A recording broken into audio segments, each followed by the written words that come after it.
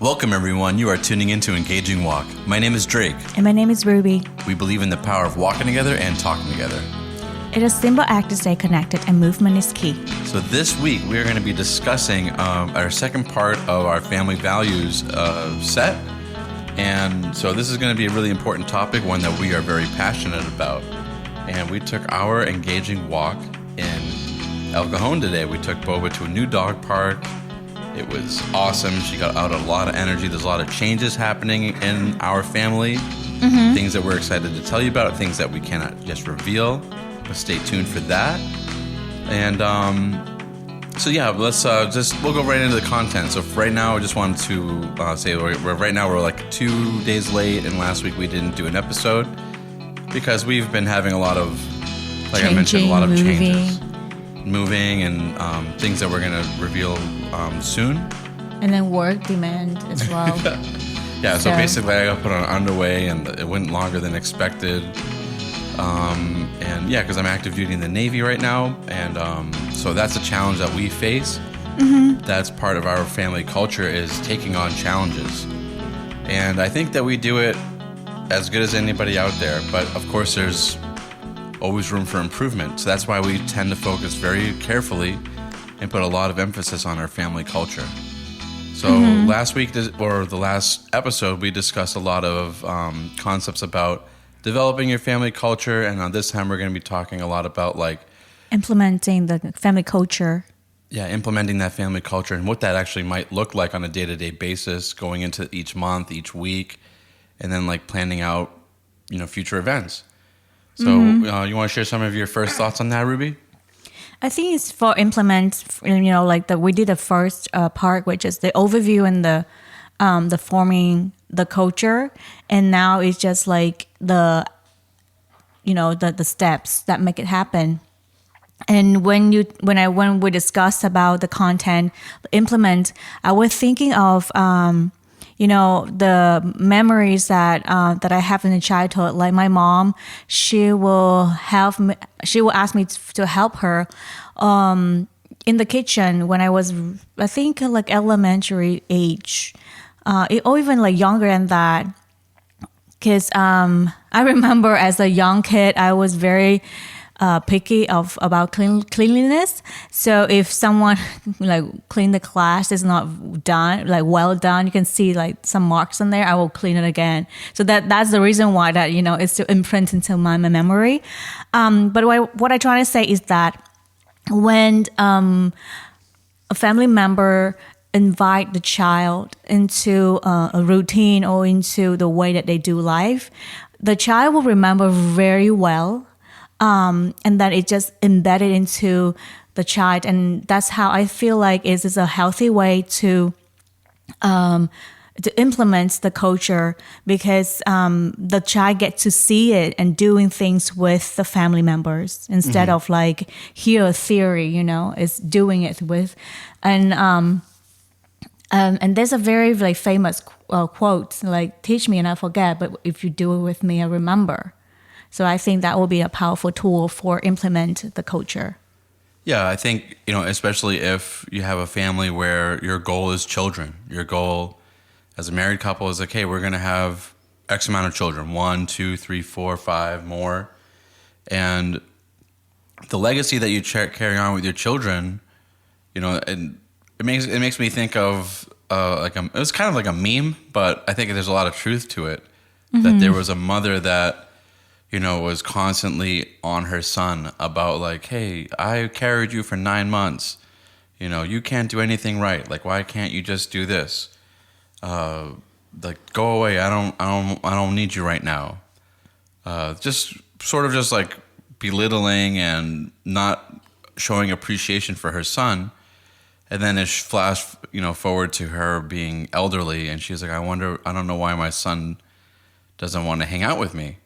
And that's a sad reality that I think, maybe whatever number of parents it is out there that experience that, but that could be bad family culture, that you're not introducing your children into activities like how, my wife was just talking about, and getting them involved into the family and not being we have to treat children like children, but It's true. Yeah. but there's expectations that like they can contribute to the household.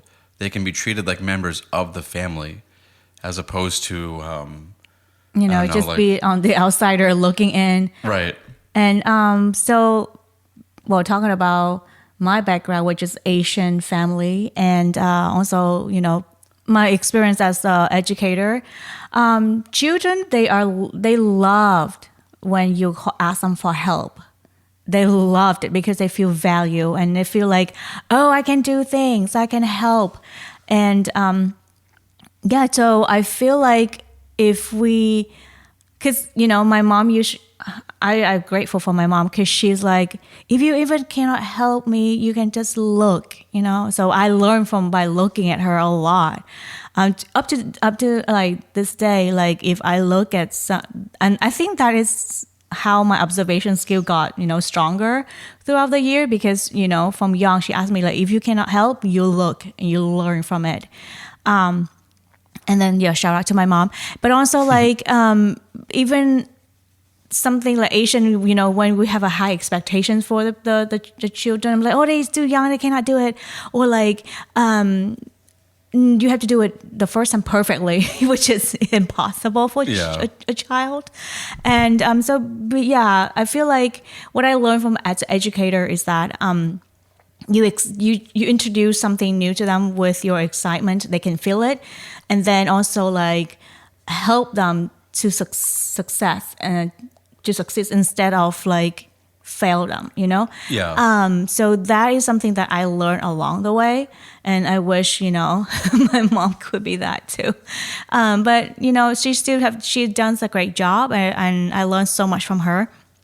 And one thing that I know, this is not a child, but like Boba is our dog, and I exposed her to so many things. So the first thing I exposed her to was a vacuum cleaner, and dog hates that. But I think she was the first. She was home for the first week, and you have to vacuum. So I told her like it's gonna be loud.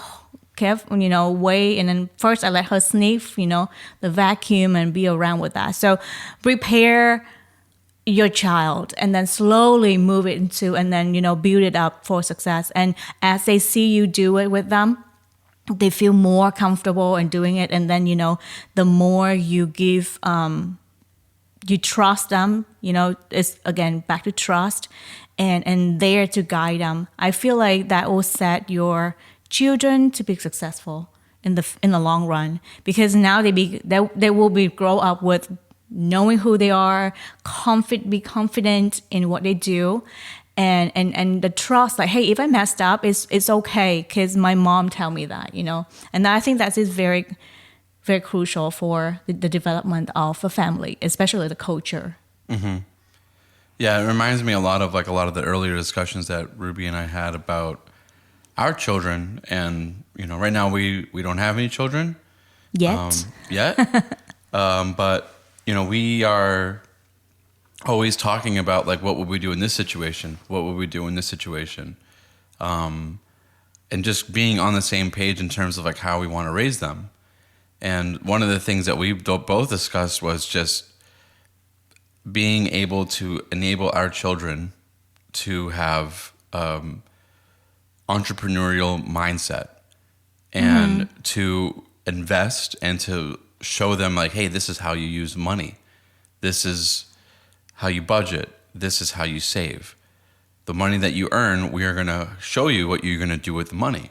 Mm-hmm. So that way, when they get older, they know, hey, wow, mom and dad were really, really looking out for me, and checking in with them, constantly checking in with them. Hey, check out, like, I know that you're 15, 16 years old, but at some point you're going to be out on the world on your own, and you're going to be making your own decisions and being an adult. And we just want to make sure that you are prepared to take that on and not fail, and that's basically what Rubie was talking about with Boba. It's the same concept where you don't let them fail. People are going to, people can fail on their own, but you just guide them and work with them as best as you can to make sure that, hey, even when they do fail, like they can bounce back.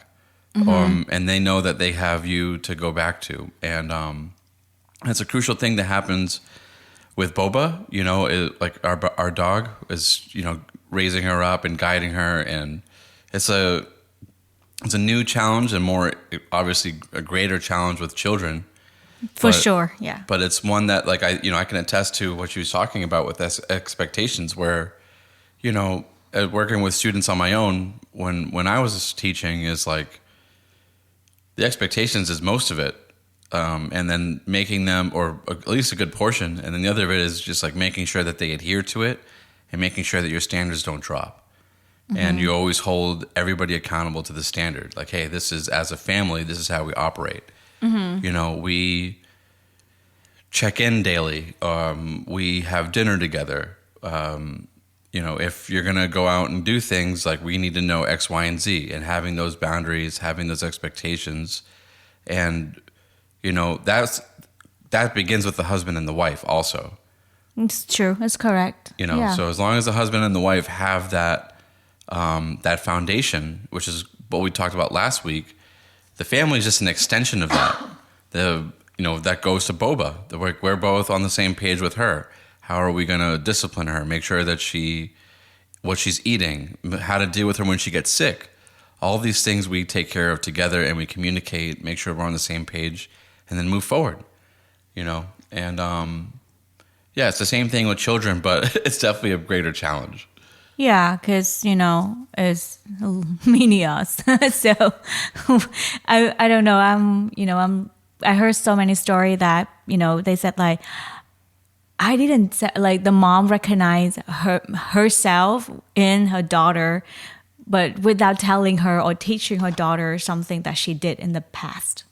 And it's freaked me out. I'm like, oh my goodness. Yeah. Well, I'm going to introduce Jesus to the child very early at young age for the redemption. Because I have a wild childhood, guys.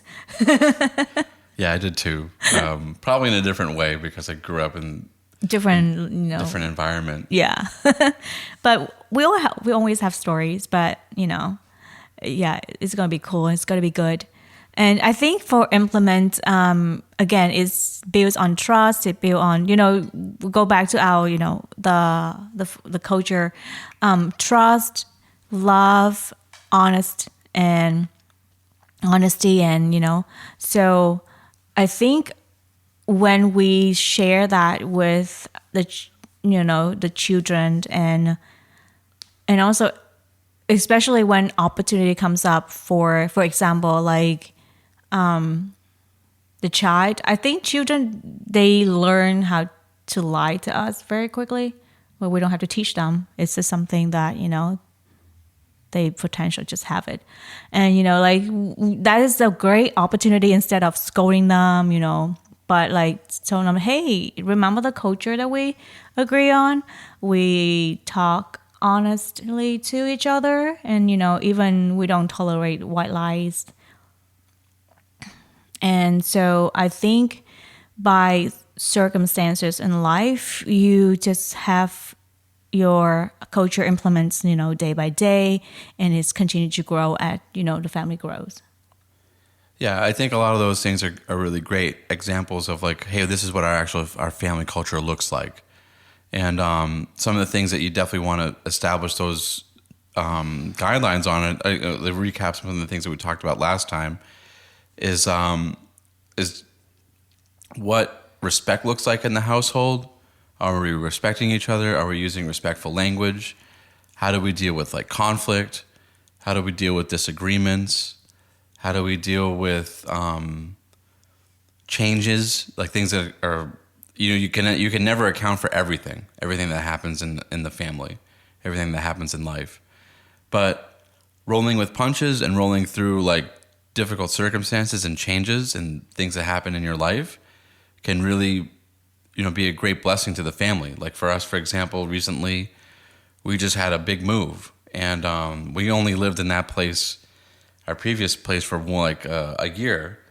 But a year, like, and then a few months. And then, you know, this, like, the Yeah, it was over a year. Yeah, that's right. A bit, yeah. And but that was our first home together, and having all of my things and my wife's things and moving all these things together with other issues that are happening with us in our families is like a huge challenge, and you don't really realize like how much of an adjustment that these situations can have.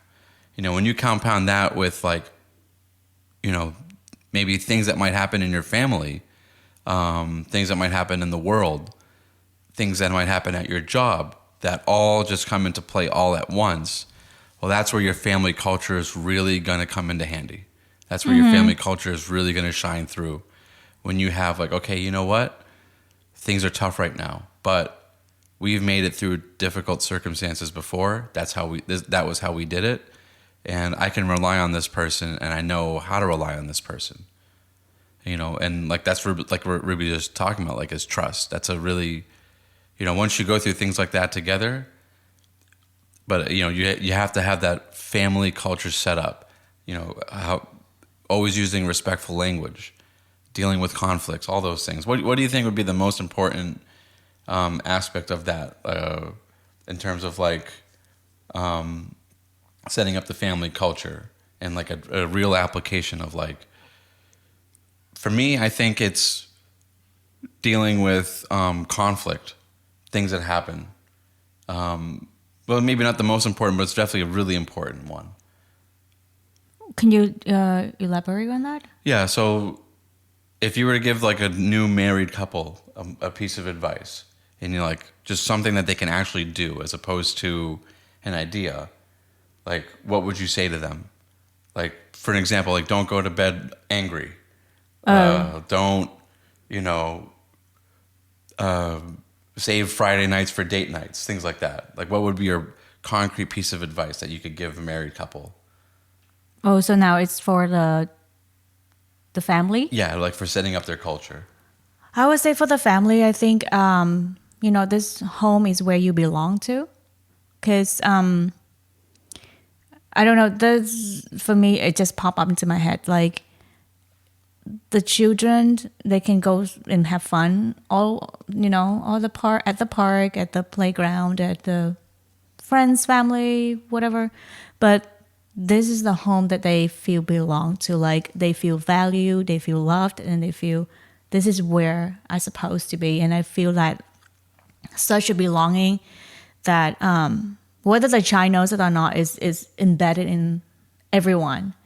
And I feel like that's just connected to the old apartment, because you know, like we talk about it, like when we move away from the apartment, like we move to the new one, I've just felt loved or a hard time to, you know, move on, because that's have so much, memory and everything. And I slowly realized that, because I feel belonging there. Yeah. And I feel like that because we create a culture of, hey, you matter, and just simply, you know, go through day by day with each other. And of course, we have ups and downs for sure. And all crazy time with Boba too, training her there.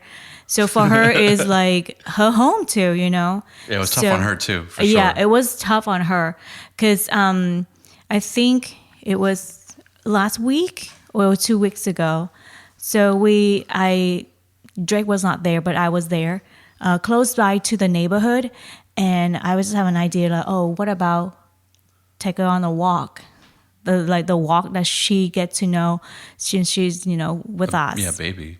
And the baby. And then she remember exactly where we were, because her face lifted up. And even like, I was like, okay, let's sneak back to the apartment, to the parking lot. She remember, and she went up the stairs exactly in front of the door. Of course, we cannot go in. But, you know, like for her is she knows that she belongs to that place, and which now she loved the new place, but then you know, it's just something that you can tell. Like I think the feeling of belonging to the family That is the most important to the children or even the parents too. Yeah, I definitely have these moments when I'm like, I almost envision myself going back up those stairs, like going to the door and opening it, and then seeing her like doing her little bobbing thing, like, "Oh, you're home? Oh, it's you? Hi," you know. Yeah.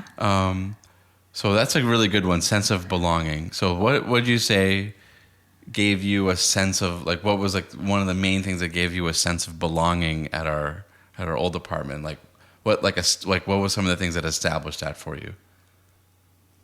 I think the things that we do to connect, like when I'm home, like you will open the door and then welcome me in, and of course, she's right there. Or sometimes we like before boba, like we will sit on the couch and just trying to connect, and then give each other a hug, and then what is that? Oh, we make dinner together. Yeah. So those are little things that we do together is make me feel like the sense of belonging. Yeah, to echo that, I think one of the things that has been really wonderful about our marriage, time, a lot of time. And when I was underway for 2 weeks, I was so without my best friend, and that was really tough to be without my best friend every day. Same here. I think there's other things that can kind of distract you. Like, okay, I'm at work, blah blah blah. I'm gonna do this, I'm gonna do that. I'm gonna read this book, but nothing beats being home with my wife and Boba, and to make that, and be home, just being home together and doing those things. Yeah, I think that makes a lot of sense of establishing that sense of belonging. Yeah. Yeah. Another thing that I was thinking of that would be really like crucial to establishing like your family culture is that once you have a lot of like your routine set up, and you have like a sort of like an identity of like who we are as a family and like what we stand for, is doing new things together. And I think that we learned a lot from each other going on lots of different trips together.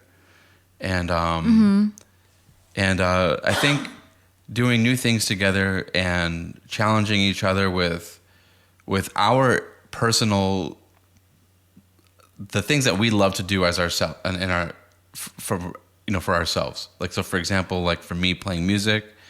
For Rubie, she's really into worship and reading the Bible, and then like sharing those goals together and sharing those activities together and doing new things together really strengthens the bond and that sense of belonging to each other. Yeah. And it reminded me of a conversation that we had when we were dating, where I'm pretty sure it was like Danny Silk gave this analogy of, hey, doing life together is essentially like a really big gamble, because let's say it's like almost like as if you're meeting at an airport, and one person is like, "Oh, I'm about to go to Denver," and the other person's like, "Well, actually, I was going to go to, Malaysia," and like there's totally opposite directions from where each other is going, but making sure that you're going on a flight with somebody that has the same sort of destination as you. Oh, bless you. She's over Thank here sneezing. Making sure that you have like the same destination in mind. And I told her, I was like, well, I think sometimes like that, your destinations are never really going to match up entirely coherently. But maybe it's just worth it if you have somebody that, hey, neither of us have been to Vancouver, but we both want to, let's both go to Vancouver together and take that on together. Yeah. And I think when you have, children and you involve them into the things that you do, and instead of, again, say like, oh, you're too young for that, give them something that they can do. Like, even for children, if they just able to like draw a picture on that, you let them do it. Or like if they just, let's say like you are planning something, and they cannot come up with an idea, which is totally fine. But invite the child in and then let them, okay, so this is the planning. Maybe you can just draw of, our family on it, or if the child can write, you can write our names on it or just your name on it. They have a sense of doing things to you, again, a belonging, also like doing things with you. Because if the child learn how to involve with the family, implement the culture, they do it together. They build the culture is built in them, from young, instead of waiting for them until like they finish, elementary, or they finish the high school. Is you have like 5 years, you have 10 years gap of not doing thing. Yeah. Well, I mean, you can hang out with them doing sports, but then something that matters to you. For example, like I would have my children worship with me. Maybe the children cannot sing yet, or they can hum yet. They can just dance, But the beautiful thing is that they see parents how pray together. How the parents pray together, how the parents worship together, how the parents read the Bible together, how the parents, even like discuss things with each other and plan things with each other. They learn from that, and because they be part of it, now they learn from you.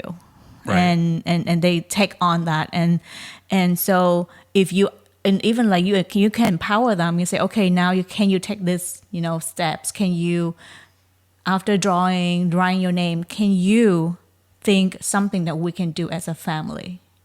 And as when you're planning things with them, so slowly they get to not just as a listener.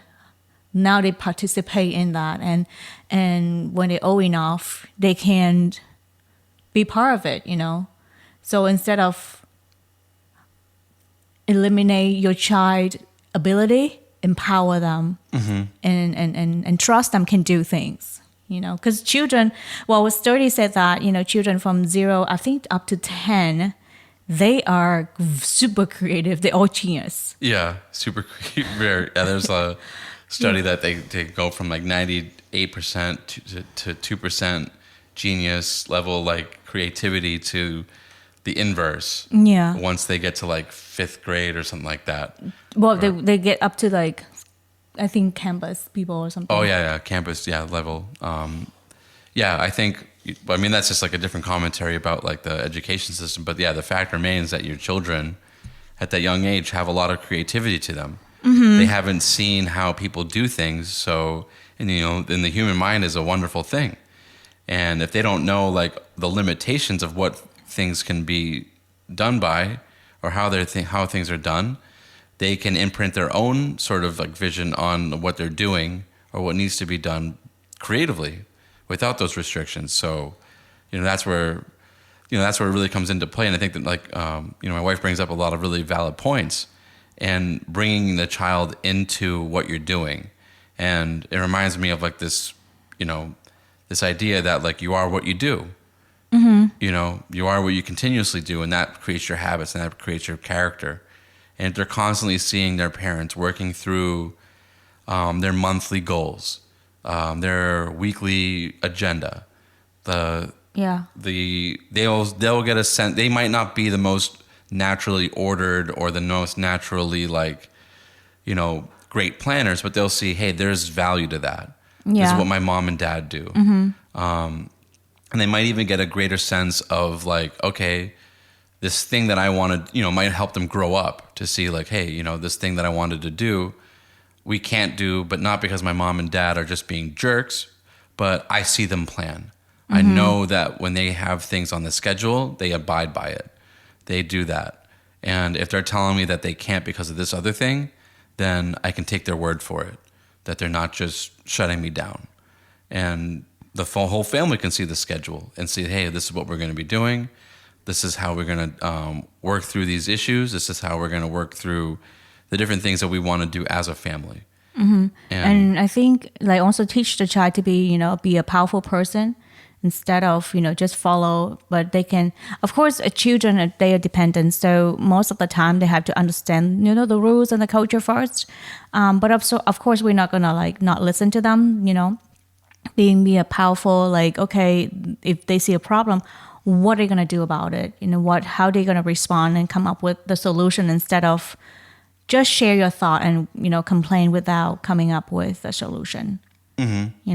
So I think that is something that I think this is the three key things that for solid for implement the culture of the family. And of course, again, it's not just 1 day or 2 days. It's like a journey of implement that with your your children and your partners too. Yeah, I think as you go through each day, you have to constantly set that standard of like this is how we operate as a family. This is the expectations. This is how we're going to meet them. And hey, times are going to happen where we're going to fall short, but that doesn't mean that the standard changes. Yeah, it's true. Whether it comes to respectful language, whether it comes to respecting each other's boundaries, whether it comes to honesty, whether it comes to anything that can happen in the family of making sure that the baseline is adhered to, then you have to decide that as your family of like, hey, this is what we want to make sure is always happening, and always keep that, and then like for us, like we like I know like when I let Rubie down with the schedule, things like that. And then we just try to bounce back. But also I think what's really important to also keep in mind throughout this whole process is patience. Being patient with each other and assuming the best. We talked about in previous episodes, but assuming the best, being patient with one another can really go a long way when you're making these adjustments, when you're making these efforts to become a unified family. Yeah, it's true. Yeah. Well, having said that, let's go to the assignment for this week. Yeah. So for this week, what we want to do for our assignment is to reflect back on our mission statements. And for those of you who don't know what I'm talking about, your family mission statement can be just like a 3 to 4 sentence mission statement that says like, hey, what are we trying to do as a family? What does it mean to be a Martinez in our family? What are we trying to do? Who are we trying to support? And how do we know that we're doing it? So within that, we want to make 3 concrete steps for this week that will get us to grow, making our family goal and our family mission statement a reality.